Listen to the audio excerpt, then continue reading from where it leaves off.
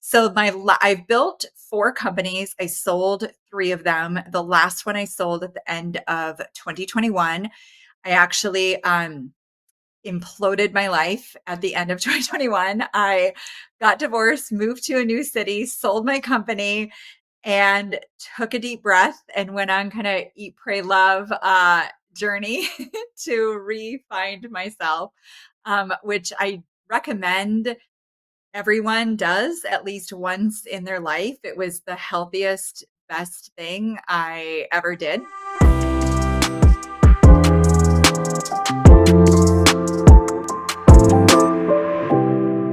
Hello, I'm John Brink, and we are podcasting on the Brink from downtown Prince George, British Columbia, Canada. And for all those people watching us from around the world, they say, we know where Canada is in British Columbia on the West Coast, right? Right. And then we know the big city called Vancouver. And where are you in relationship to Vancouver? Well, we are 500 miles north of Vancouver, or for our European friends, 800 kilometers. And then Prince George is about 80,000 people, about 120,000 in the region. And we have lots of forest. Within 50 miles, we have 100 lakes. And we have lots of other friends here, black bears, grizzly bears, mooses, caribou, foxes, you name it. We have it all here, and we call it paradise. So today, we have a very, very special guest. Her name is, and you may have to help me here a little bit, Heidi DeCoux. Yeah, Heidi DeCoux. Amazing, huh? So I got it right. So the Heidi, welcome to the show. And then Heidi is a serial entrepreneur, optimization consultation, and we'll talk about that. What does it mean? And a financial literacy. So I hope I said that correctly. Heidi is a serial entrepreneur, as I said, and over 24 years she built 4 businesses with 59% profit margins. I love that, or 50% profit margin. I like that kind of a business. So you have to direct me in that business because I've not got there, and the way Trump is going, I got less and less all the time. Okay, but that's politics a little bit. Successfully selling 3, including 7-figure exits, a pioneer in online marketing, something very, very important to me. And obviously also latest venture is Cashflowing, which is critically important. So, Heidi, welcome to the show. Thank you for having me. Excited to be here. So, tell us a bit about yourself. Where are you from? Your education, your background, and your history, and how did you get? Obviously, you're an entrepreneur, a successful entrepreneur, and then moved into consultation with a specialty in optimizing. Tell us all about it.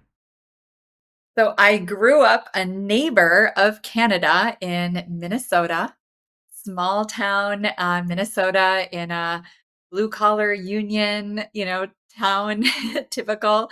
I had all of my parents, step parents, all of them worked at the same blue collar union jobs for 40 plus years before they retired. And along came me, who was creating businesses by the time I was like 9. And always knew I wanted to be an entrepreneur. As soon as I learned the word entrepreneur, I would just tell everybody I wanted to be an entrepreneur. Even though I didn't really know what that meant, it's just somebody, taught me a new word. Um, but yeah, they didn't quite know exactly what to do with me because I didn't fit the mold. My dad very much wanted me to join the military after high school, which was absolutely never going to happen. And like get a union job and work in the trades and Stability. stability. Yeah, yeah. Yeah, predictability. Go to work, go home, do all that stuff, and do it for 45 years, and then say, I retire. Right. Exactly. Yeah. Exactly. Yeah. I came from, a very hardworking small town and that's what it looked like. So I started my entrepreneurial journey really young. yeah, I had businesses just even as a kid. My first official, like real business, incorporated business, I was in my very early 20s. I was working a corporate job. So I only had a couple of those and then haven't worked a real quote unquote real job since then. And I was side hustling doing my first business, and it was hard to balance a corporate job with a side hustle. So I ended up taking a sales job where I could work, kind of make full time money, but work part time. So I could really work on my business more hours and put more into it. And they had an option where you could work at their gallery, like you could put in hours at the gallery, and they would just pay you to sit at this desk on that had an internet connection, and barely anyone would walk in. And I was like, I will take all the gallery hours because I can work on my business while I sit here in this empty gallery. Exactly. Um, so yeah, that's how, and so I ended up getting my first business off the ground, replacing my, regular income. And that was the last job I ever had. And I didn't set out to be a serial entrepreneur and to build and sell businesses. That just kind of happened. I'm somebody who has a lot of passions, and I love to, I get onto something and I just want to explore it. I want to build things that make our world better. I want to do things that I see make improvements and have a lasting impact. And like you mentioned in the top of the show, my friends actually call me the optimizer. In fact, for my birthday a few years ago, they made me a movie trailer starring the optimizer, which was, me, because I just love optimizing everything.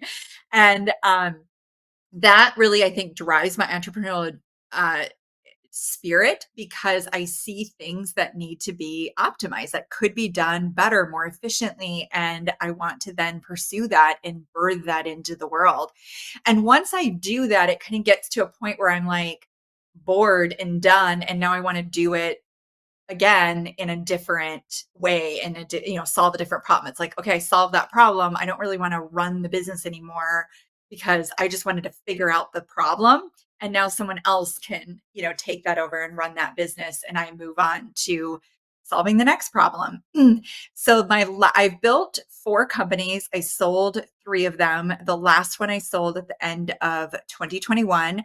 I actually imploded my life at the end of 2021. I got divorced, moved to a new city, sold my company, and took a deep breath and went on kind of eat, pray, love journey to re-find myself, which I recommend everyone does at least once in their life. It was the healthiest, best thing I ever did.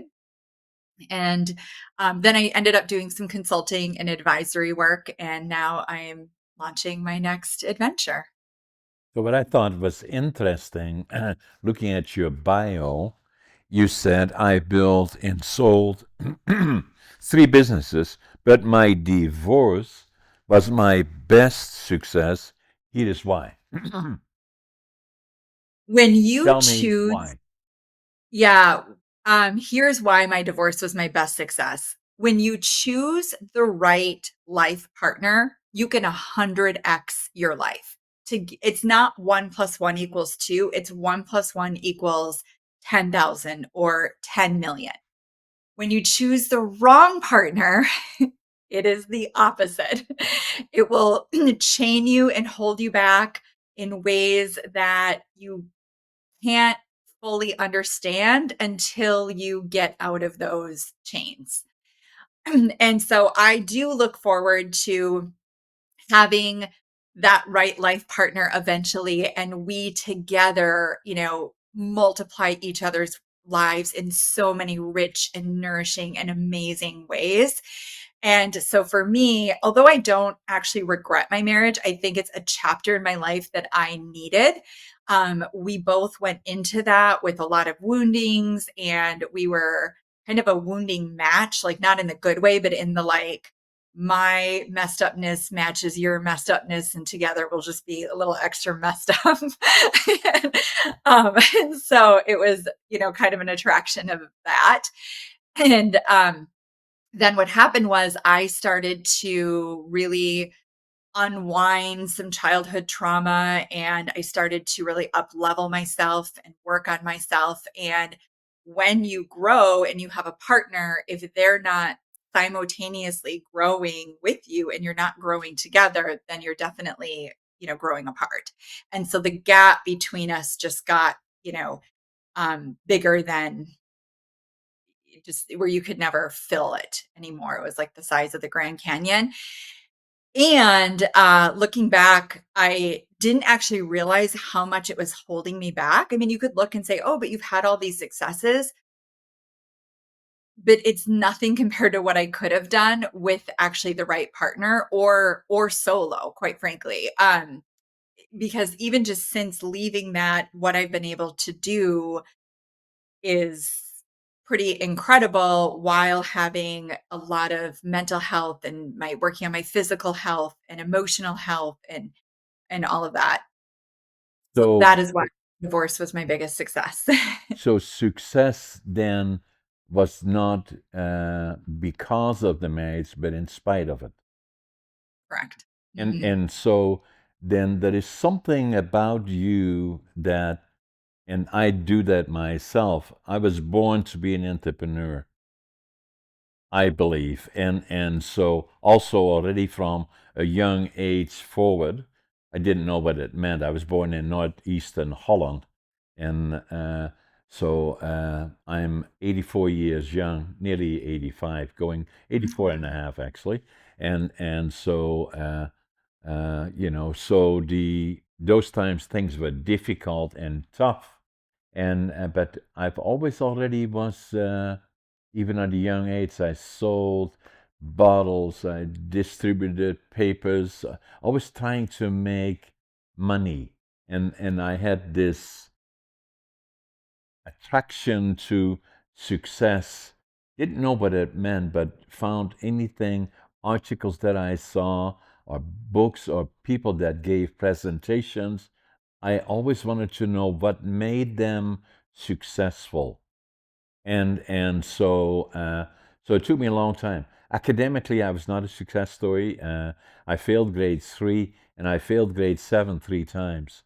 And so they said then, what are we going to do with this guy? And to my parents were beautiful people, and so people would say, well, send him to the mentally challenged school. They said, no, we're not going to do that.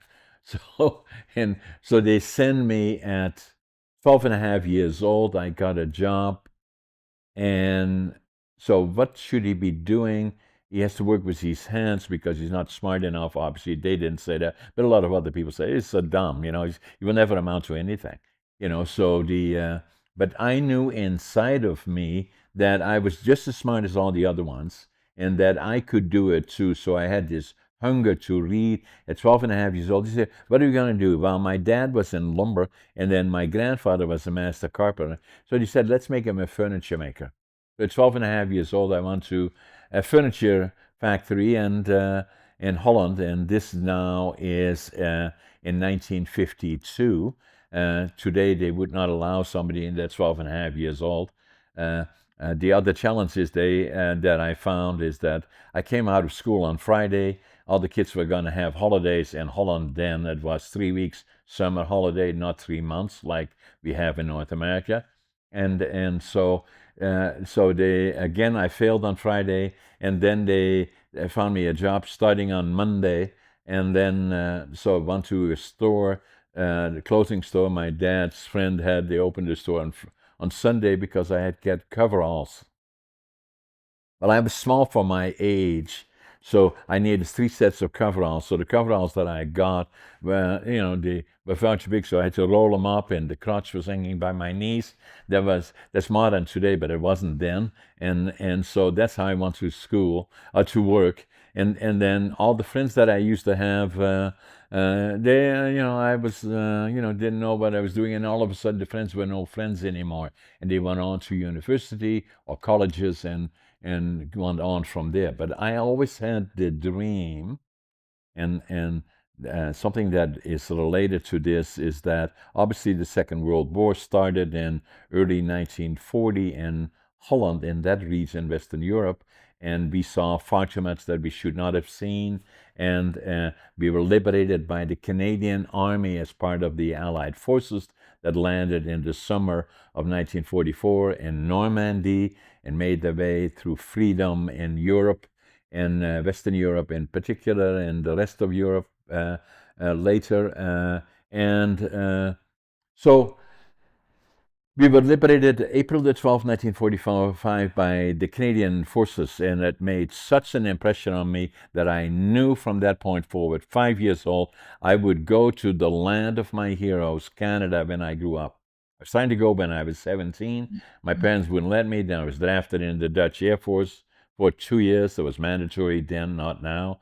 And then I went when I was 24 to Canada to start anew, because in Holland there was always a question of that. No matter what happens, you want to, you get married, or you get in a company, or you get involved in a job, and imagining entrepreneurship was not even on my mind then, because that was simply not possible. Because whatever you do, you say, "Where are your diplomas?"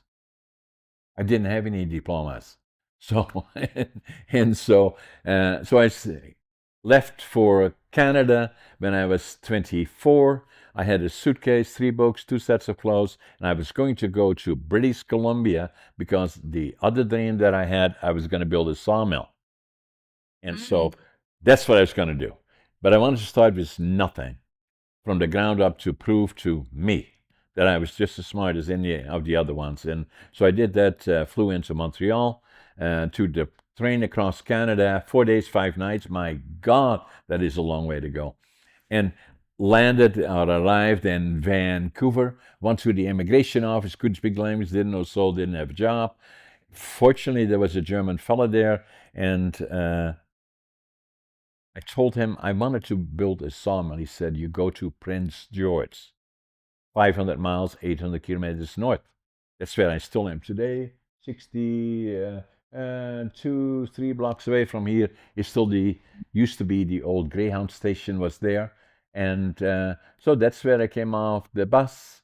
I had my suitcase, I had 3 books, 2 sets of clothes, no job, couldn't speak language, didn't know a soul. And then the other part that I did is that I counted my money at least 3 times. I had exactly $25.47. But I had always a positive attitude, even then already, and I had a dream to build a mill. That's what I was going to do, even then, with my 3 books and 2 sets of clothes, my suitcase, and my $25.47. Attitude, passion. Whatever I do, I give it 125%, and I still do that today. And work ethic, I work harder than anybody. And if you do that on a regular basis, success will follow. And so, so that's what I had. And even now, still, work ethic, I usually, even at nearly 84 and a half, I get up at 5:30 in the morning. I always think I'm late. I always make my bed. And every day to me is it will be a great day. And I give it all that I got. That's what I do. And so, and then all these years later, I I became an entrepreneur, and I wanted to build a business of my own. And so in the a question would be, what are the 3 books you took with you, John? Well, one of the books that I took with me is Management by Drucker in Dutch, Logical Thinking, and the book about Canada. And so I always had this thing, I wanted to understand management and entrepreneurship, and how do you start businesses. And very quickly, I started as cleanup man, became a lumber pilot, became green chain foreman, then mill superintendent, and it all didn't go quick enough for me. And so then within a year and a half, I became a manager of a little sawmill, and with an option of buying 1/3 ownership in, of all places, the Yukon Territory, right next to Alaska. For our friends watching us from around the world, Now, for the guy coming from Holland, the difference between winter and summer in Holland is the rain is colder in the wintertime. In Watson Lake, Yukon, the winter usually is at least 6 months of the year, and it usually in those days, around 1965, 66, 67, the temperature would go as low as 62 below that I've seen. My God, that is cold. So I was there for 5 years. Then, and my partners didn't want to do what I wanted to do. I left there, started all over again, then started my first company of the Brink group of companies in 1975, lumber manufacturing. And then from there on in, I added to it and a whole story around that. Today we have 10 companies and employ a lot of people. And then the other thing that happened to me is that on the entrepreneurial side, I never quite understood who I was. Why am I not academically successful and other ones are? And I never quite understood that. And even when I had my own companies, I was not very good at interacting with people. I was okay in my company with about 2 or 3 people, but outside of that, interacting was not very good for me. I did not have the self-confidence. And then one day I walked into a store here in Prince George. I was already here for 32 years, 1997. And I was successful in my companies, and everybody said, "Oh, you're so successful," and blah, blah, blah. I didn't feel that way. And so I walked into the store and I picked up a book that changed my life. I have the actual, I'll turn it on in a minute. I have still the actual book right here. And so I walked into the store and I picked up this book, and the title of the book was Driven to Distraction, written by Dr. Hollywell. And as I was standing in the store, this is the actual book that I picked up in 1997. I wrote in the book, and the book was about ADHD. And I said, "Oh my God, that's me." And I wrote in the book in Dutch because I was ashamed of it because it implied a mental deficiency. And I wrote in the book in Dutch. Now I finally know who I am. January 1997. And so, and the more I read about it, and the more I looked at Google when I came home and started looking at what does it mean, and the more I saw, the more I thought, this superpower. And so it changed my life. But it took me 5 years from 1997 when I knew I was ADHD that I went to my doc, that was my friend, delivered our 2 daughters actually, and he said, "Hey John, why are you here?" I said, "I think I got ADHD." And so we checked it out. Yes, I do. And so Dr. Hollywell, well known globally, has written 18 books, 5 on distraction, and is not only ADHD but also dyslexia. So do I, and became very, very successful globally. Now, the interesting part about ADHD is that you are my podcast number 393. My podcast On the Brink 203 is with Dr. Hollywell. Can you believe it? He wrote this book in 1993. I bought it in 1997, and it changed my life. And the podcast that I did with him is interesting because I believed initially maybe 8% of the population ADHD. Then the more I saw, I thought it was much higher than that. And I suggested he's the expert, not me. I lived it, that I believe the frequency of occurrence is closer to 20%. He said, "No, John, more than 25%. And I agree with them. Now, the other part that I found is that with entrepreneurs, and particularly in business people that I've met around the world and met in North America, because with all my companies that I have and all the things that I've done, I've been in involved with board of directors and on and on and on. And of the successful entrepreneurs, and the operative is successful entrepreneurs, I suggested to Dr. Hollywell that I believe 50% of them are ADHD. He said, no, John, probably 75%. And I agree with him. So it changed my life. But that was at my age.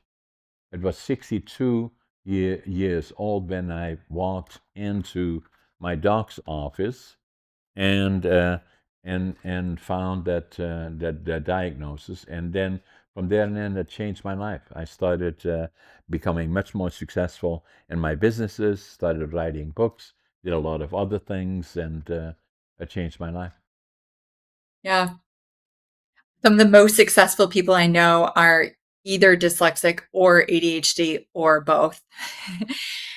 Yeah. And, unfortunately, at the time that you were going to school, they didn't know or understand this, right? And this was still so new. We didn't have the research. And so the type of environment that you were in just wasn't workable for your intelligence, which is why it's like you inherently knew that you were smart, but you couldn't figure out why you couldn't fit in their system. And it's like round peg, square hole.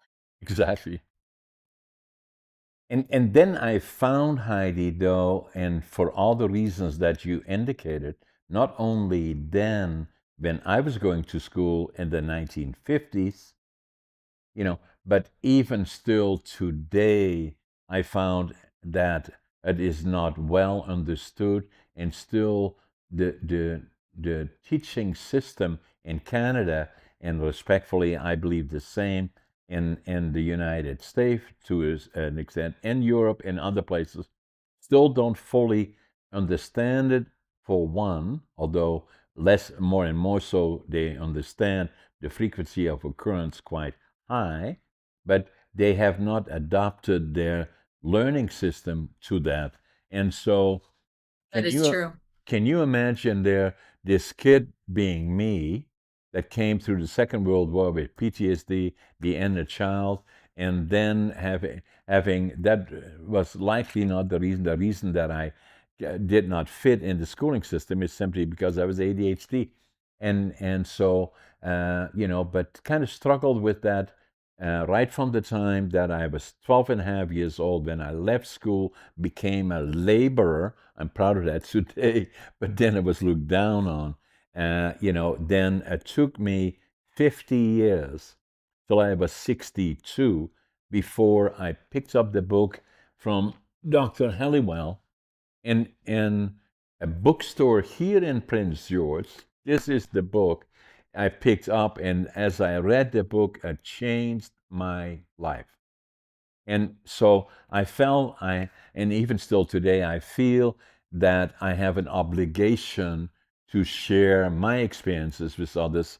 And I started writing books. The first one that I wrote is through all the business that I've been involved in, not hurrah, hurrah, how successful John is, but, but going through all the ups and downs. Against All Odds is the first one, because people said to me, yes, you should write a book. Writing books is not easy, as you know.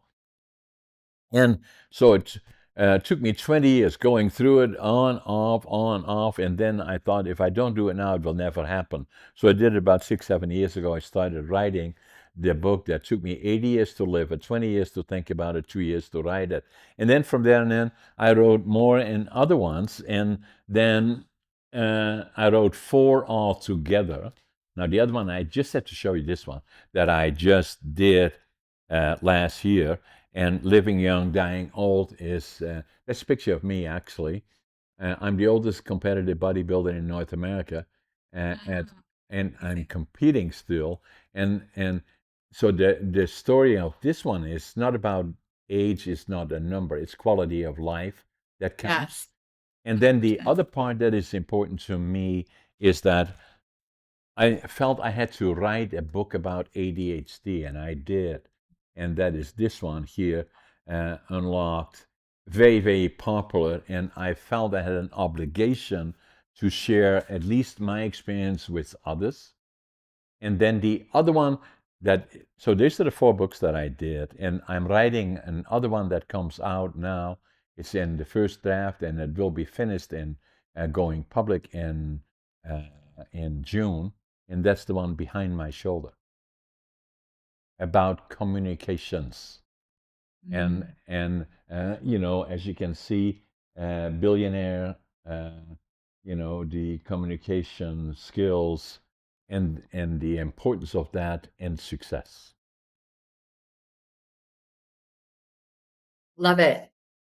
You've got a lot to share. You've lived a really colorful, incredible life. And it's great that in this chapter of your life, you're now sharing all of that wisdom and lessons and life experiences that you've lived. And that's why you are important in my podcast. And podcasting is so important to me, is that I used to give presentations. I still do, all over the place, but a lot of times, respectfully, I still do. I did one just today, actually, and then 2 weeks ago, I did one in Alberta, actually, Canada, and you're familiar with it because right next to where you were living in that province about people with ADHD. So I did the presentation there because it's so important for me to do it live, and I did. And and I enjoyed that. But most of my time now I spend on podcasting because, as you know, and yourself, is that podcasting is the new media. It's still on its infancy and it's exploding across the world, in my opinion. And that's why I feel so strongly about it, because it allows me to bring on you know, guest like yourself that has such an amazing experience. And while we are, and we had no discussions before we started this podcast, that this afternoon will be shared with the rest of the world, actually in the form it was presented. And we know already that probably a couple of million people will be watching it. Amazing how powerful it is, and will become as we go forward.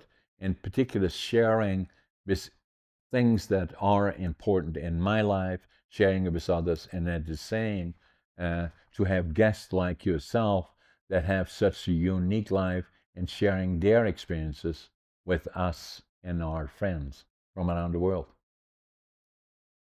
Yeah, we live in an incredible time for sure.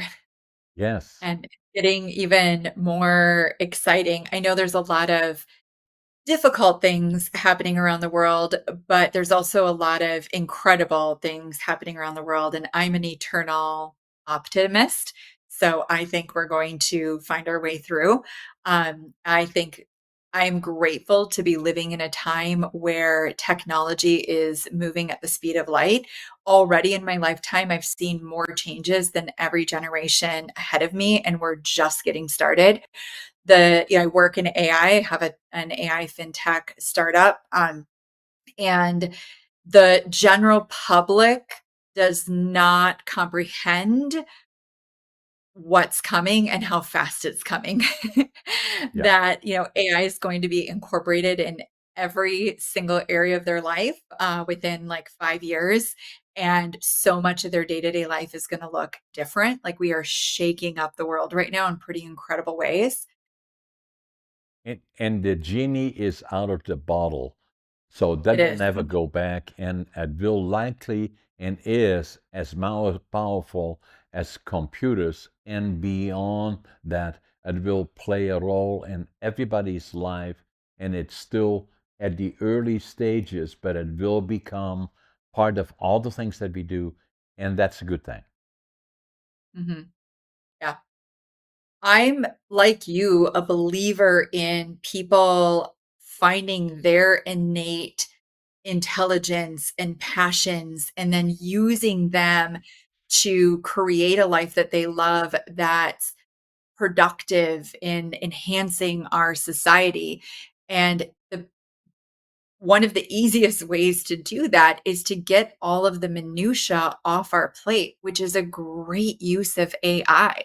Let AI manage all your minutia. I can't wait till we have the humanoid robots that are doing all my dishes and laundry and cleaning and errands and everything, right?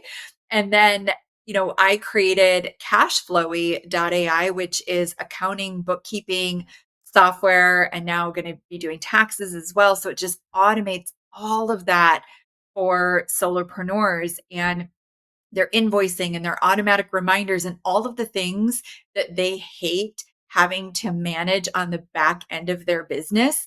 I wanted to create an elegant software solution that did all of that for them far better than they could do it themselves, far better than they could hire it done, way more accurate, seamless experience so that they can spend their life force, their bandwidth, time, energy serving the world in a bigger way. They can take on more clients and serve them better.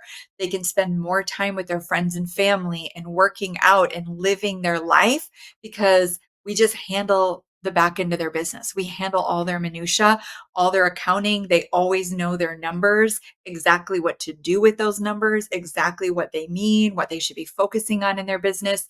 Their taxes are easy breezy. Their invoicing is easy breezy, their client reminders, all of that is just done for them.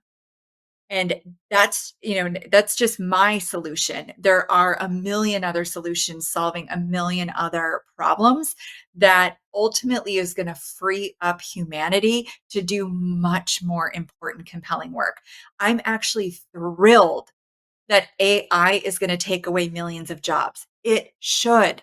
We shouldn't have people doing all of this minutia. That is not a good use of their life force. What we need to do is help people unleash their natural intelligence, unleash their passions, and do something really productive with them. Now, we need to actually do that and set up those structures so that people can do that. I run a nonprofit. We work with at risk youth. Like you mentioned at the top of the show, we teach them deep financial literacy. We teach them how to care for their mental, emotional well being. We help them start their first business, make their first $500. We help them find their passion.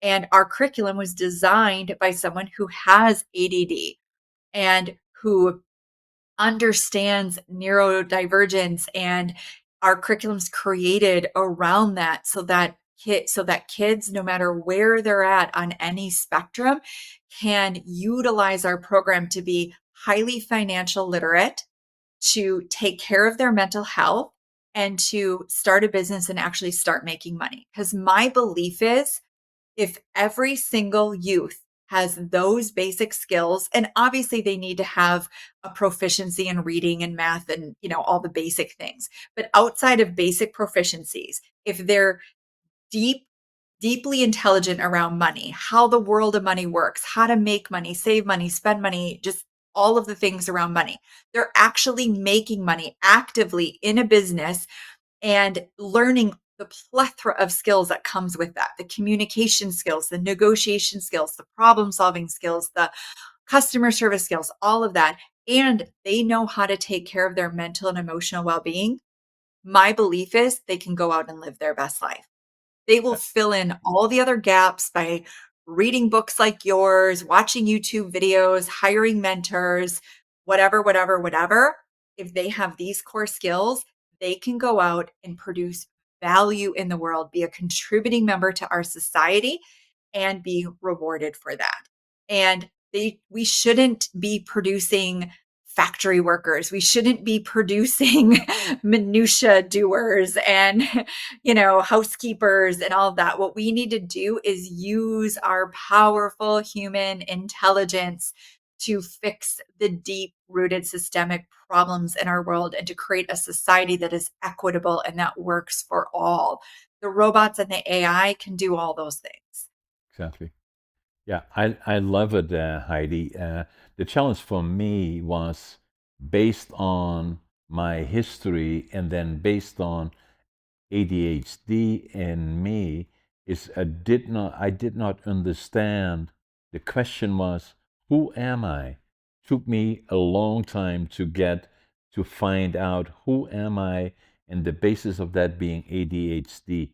It always made me feel like I did not fit in the normal learning cycle, and saying that unless you accomplish certain diplomas, you are not very useful in all the things that you will accomplish. So it did not enhance self confidence in any form, no matter how good you were in other areas. And that has been a challenge. And then the other one, I do a lot of presenting to younger people, in particular, in presentations that I do at high schools, colleges, universities, whatever setting it is, as saying that too often people are critical of who they are. This doesn't look good, that doesn't look good, what I'm wearing is not good, this is not good, that, all those kind of things. And saying to me what is important as to who am I, for one, and saying that you are special and unique. There is only one of you in this whole world, only one, and that is uniquely you, and you are special. And so to accept that, not better than, or but the opposite, not always wondering as to why they are not good enough, or this is not good enough, that should change, whatever that may be, but accept to who you are, and then saying that opportunity is there for all that wish to achieve it. And the foundation for me, as I indicated before, has always been, right from the beginning, attitude, passion, work ethic. What will follow is success. But understanding it is critically important as to where are the opportunities, and that's what makes you so unique and different than I like, your opinions on my podcast, sharing it with the people around the world, is saying that you found a way that, although you had lots of challenges as well along the way, is that optimizing became something that is on the foundation of who you are, and incorporating the new tools that are becoming available to us. AI is one of them that will change our world, but it also includes, in my opinion, and I feel strongly about that, the ability to communicate, or becoming an effective communicator, which means usually you must have confidence as to who you are, and then you must be able to understand the foundation of effective communications, and then using all those tools that are available and moving forward. Exactly. So, my question to you is then, at one point in your life when you, the difficult parts of, choosing to go forward without the partner that became part of your life, is that, which is again very important, entrepreneurship. But I say to a lot of people that questioning me about it, a lot of people think that entrepreneurship is being busy planning holidays and bringing money to the bank. I said, no, that's not what it is.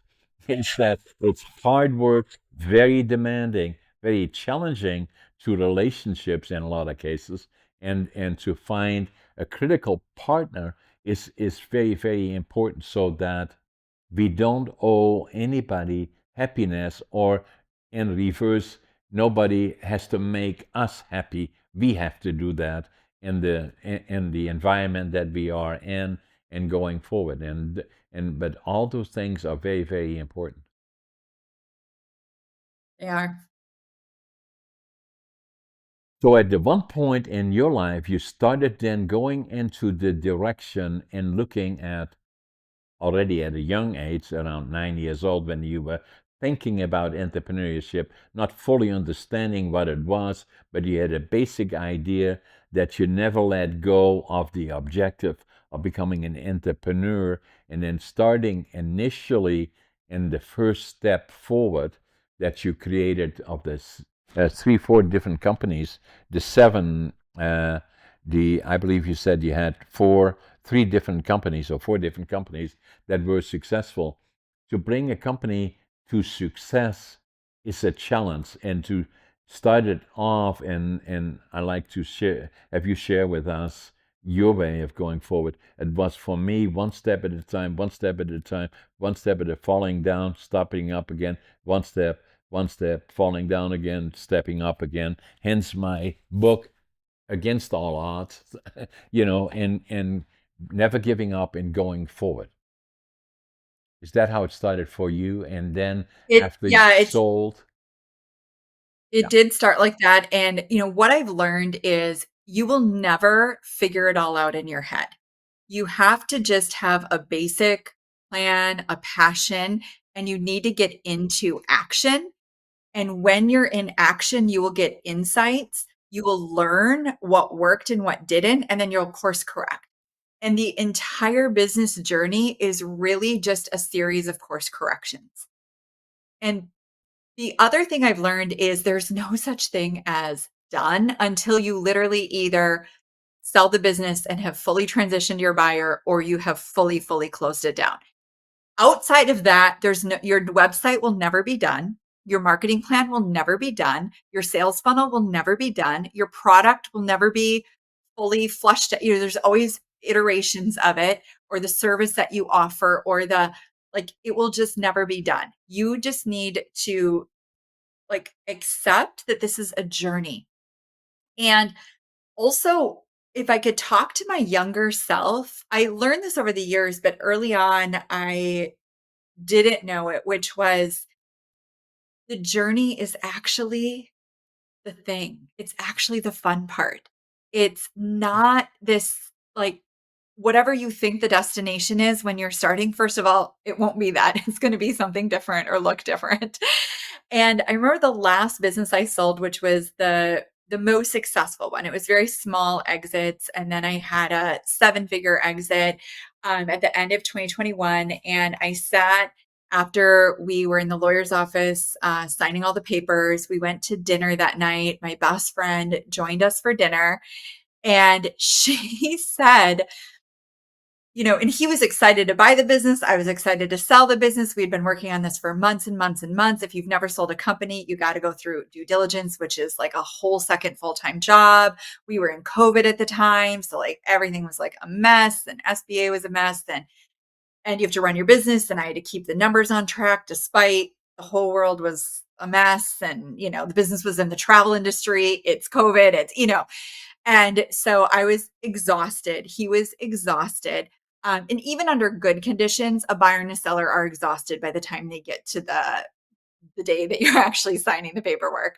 And so we're at dinner and we're both so tired. We want to really put our heads in our plates and just fall asleep. And she looked and said, "You guys have been working towards this. You're both happy. You both got what you wanted. This is supposed to be a celebration, and you both look like you just want to fall asleep right now," and we're like, yeah, it wasn't this there isn't the moment that you think it is.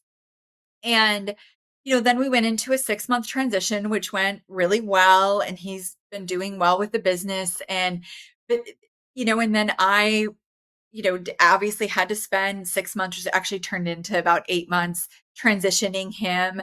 And then I started my, eat, pray, love, because I had just gotten divorced and moved and kind of, imploded my life. So once he was fully transitioned and I was fully set up in a new city, then I kind of went on my eat, pray, love experience, which was fantastic. And I'm glad that I had the opportunity to really take time and space to do all of that.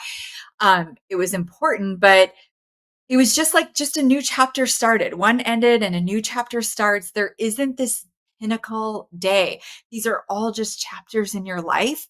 And you're going to look back and you're going to be grateful for all of them for different reasons and in different ways. Like my marriage, although it definitely wasn't what I, thought it was going to be and wanted it to be, and certainly didn't end the way that I, expected. It's a chapter, and there was a lot of beautiful moments, and I grew and I became who I am today in part because of that chapter. It was a catalyst for me. And now, in fact, I was at our launch party with my current tech startup talking to one of our lead investors, and I said to him, I'm working on something, big. This is going to be the 9-figure exit, because I want to build something that's going to live on way past me and be way, way, way bigger than me. I believe in what we're doing wholeheartedly and believe solopreneurs are the backbone of our society. They're the largest business sector. They're the fastest growing. Gone are the days of my parents' world of working at the same union blue collar jobs for 40 plus years.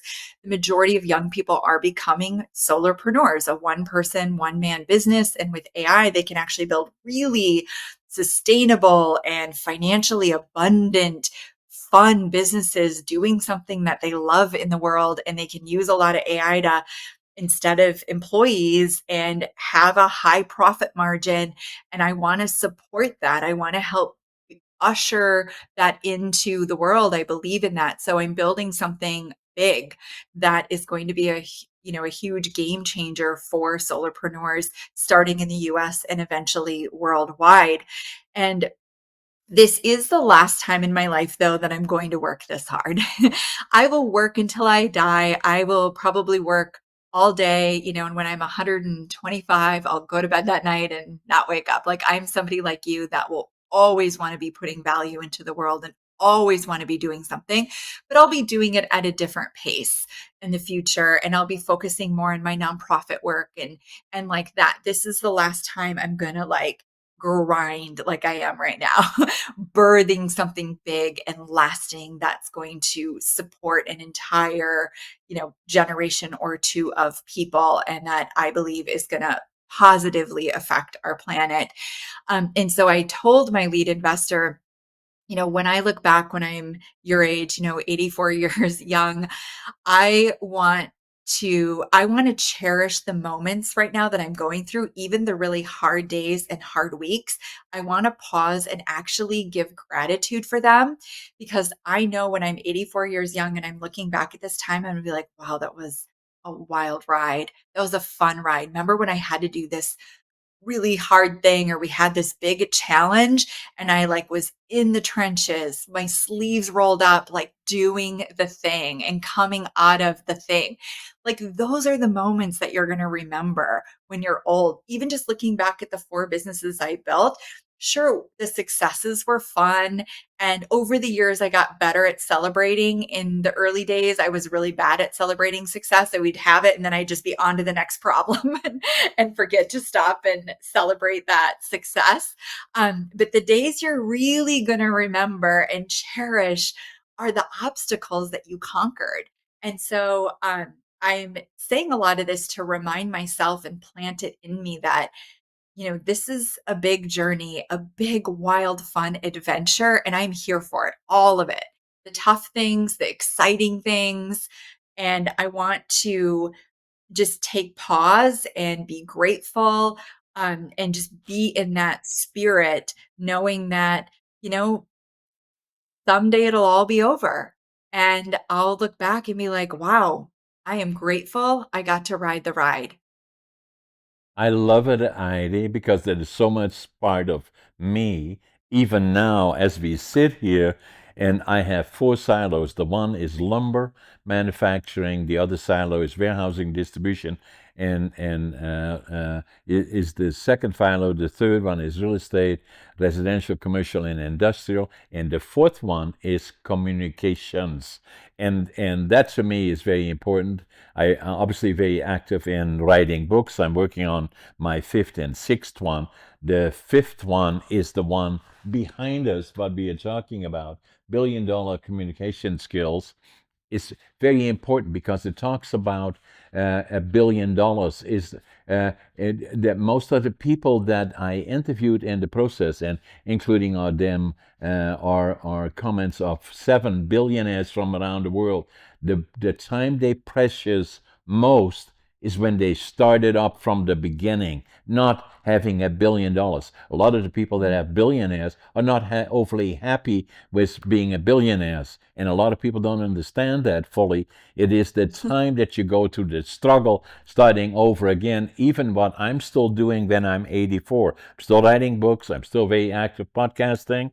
I'm still looking at be approaching 1 million subscribers on YouTube. I'm excited about that. I'm excited about building a platform, sharing even broader and wider with the world about the things that we believe in, and and still my companies are still growing, and I'm still very, very excited about it, because once I get to the point that they are consistently successful doing the same thing, I become bored with them, and I'm looking for other challenges. And challenges to me, even at 84, are important. I go to the gym after the podcast is over because I'm competing. I was successful. The reason that I did this is that we all get a shock in life, and saying, I'm going to have to take care of my physical me, diet and exercise. And so I nearly died when I was 58. Then I went to the gym, got a trainer. And then after I was in the gym for about 6 years with the trainer, somebody said, hey, John, have you ever thought about competing? I said, me? Really? Yeah, really. So I started bodybuilding and physique. Came in second bodybuilding, third in physique. That qualified me for the provincials. Then I qualified me for the nationals and the Arnolds. And now I'm training again to compete at the Arnolds in 2026. And so when I'm 85, turning towards 86, everything is possible. But first and foremost, it keeps me fit and healthy mentally and physically, and that's the challenge. And the reason that I wrote this book that's coming out in June is telling the story about everything is possible, and even $1 billion is possible, but will and it's available to everybody. In terms of the hardest thing, what is the hardest thing of becoming a multimillionaire or a billionaire? Is the first $1 million. That's the hardest. Once you get to that Let's point, say first 100,000. I think the first 100,000 is actually the hardest. and I agree with you. So the very beginning of it, and then if you get to that point, then from there on forward, and that's why reading my books, Against All Odds, ADHD, Living Young, Dying Old, and then the other one is Finding Your Passion, as you did, and living the dream. For me, at 84, and having been in the workforce for 72 and a half years ago, when I first started, saying, hey, John, are you finding a passion? And are you living the dream? I am. Every day I'm living the dream, and the challenges are there. I enjoy it. And then at the same time, I fly around a lot in North America. I do a lot of business in North America. Every time I sit by the window in the plane, because I look outside, I say, it's paradise. It is paradise. We are so lucky where we are, regardless of all the challenges that we have from time to time. Even that time will pass, and we get back to being the most luckiest people in the world living in North America. And I Mhm. love it, and I enjoy it. And then at the same time, believe in who you are, give back to the community, share with others your experiences. Yours, Heidi, mine. That's why we are doing what we are doing. It is so precious, so important. Absolutely. Absolutely. And that's what really keeps you young and healthy and happy is, a lot of people I think happiness is I have a big bank account and I'm laying on a beach somewhere. The reality is the likelihood of you dying actually goes up dramatically. Like if you look at the actual statistics, when people stop pursuing a passion and using their brain every day and engaging and solving problems, their rate of death increases versus people that are still and it's not to say you have to go work 8 hours a day or grind at a job, but if you're using your brain and your passion and your doing things every day and producing value in the world, and you're spending time with loved ones and nurturing friendships, those are the things that are going to keep you young and keep you alive and keep you happy. I love it, Heidi. You know something? The hour is nearly over, and we need another hour at some other point. So in the meantime, make sure you give us your, how do people find you, and to to find out your advice and your experiences, and especially as they related to maximizing, and all the things that you said are so exciting. And be at some point, I'm going to mention to Scott to line you up for another interview in the next 4, 5, 6 months maybe, and to speak a little bit more about those. But in the meantime, how do people find you? Come over. You can check out my new tech startup, Cashflowy.ai. We go to market in June, end of June. Until then, though, we have some great free playbooks we're sending out. We send a really helpful newsletter every week. You can follow us on social as well. So that's cashflowy.ai. And then you can also check out just my personal site, which links to my nonprofit, etc., at HeidiDeCoux.com. HeidiDeCoux.com, and I'm sure you'll link it in the show notes so they know the spelling. Excellent, Heidi. It was an amazing podcast. And for all those people watching us from around the world, check out Heidi's websites and podcasts that she is doing or involved in doing from around the world. Then subscribe to them, because it encourages us to do more of these kind of podcasts with people around the world about topics that we feel very, very strongly about it. Share it with others, comment on it if you wish and if you can. And then, but did you write a book, or are you working on a book? No, I've not written a book, not working on a book. We are now starting to post our behind the scenes of growing this tech company that I want to change the world for solopreneurs. So if you want to, see the behind the scenes journey, come follow me on social, and you can jump. The best way to jump in our world is get in our email list at cashflowy.ai. You'll get access to a ton of free resources. You'll get links to our social, and you can just follow the behind the scenes journey. I love it, Heidi. And again, thank you for being on my podcast. And let's make sure we stay in touch. Great. Thank you for having me. Thanks, Heidi. Take care. Bye.